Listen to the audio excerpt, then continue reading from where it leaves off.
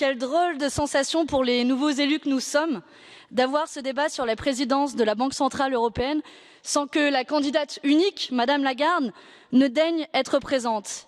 Et pourtant, il est plus que jamais temps de débattre ensemble sur le rôle de la BCE et les objectifs qu'elle doit poursuivre. Car la monnaie est politique et n'a rien de neutre, ni pour le climat, ni pour les inégalités.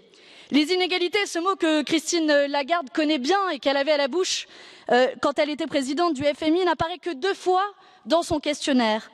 En revanche, la stabilité des prix y apparaît 26 fois. Quand on lui parle climat, réduction des inégalités, elle nous fait la même réponse, stabilité des prix.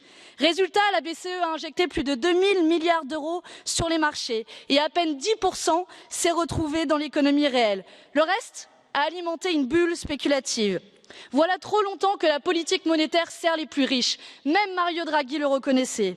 Malgré la crise, et l'exemple grec l'aura tragiquement démontré, la BCE ne prévoit toujours pas de mettre sa politique au service du plus grand nombre. Alors on a entendu Christine Lagarde et la Commission européenne parler à l'unisson de Green Deal. Mais est-elle prête à arrêter de financer les responsables de la catastrophe ? Non.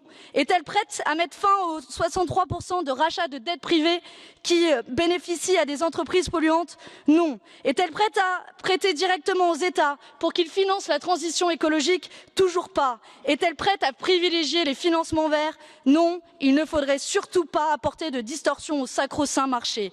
Et tant pis si la planète doit en payer le prix. Cette obsession du marché n'est pas adaptée aux urgences de notre temps. Choisissons plutôt une politique monétaire au service de la transformation écologique et sociale. Une BCE qui s'assure que l'argent réinvesti dans l'économie réelle cesse de financer les activités polluantes, assume de réguler les marchés pour favoriser les actifs verts. Voilà ce que nous aurions dit à Madame Lagarde si elle avait daigné être présente aujourd'hui à nos côtés. Voilà sur quoi devraient porter nos échanges plutôt que de préparer un vote couru d'avance pour une personne condamnée en justice dans son pays.